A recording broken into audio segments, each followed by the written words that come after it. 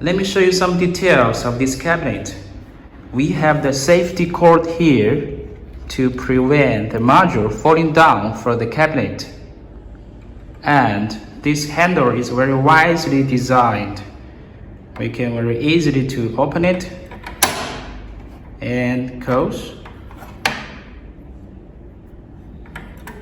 Open, close. And also we have module corner protection device here. We can simply to open it to protect the module corner, and we can simply flip to put it back. And also we have one here. It is the same design, and also we have it at the bottom of the cabinet.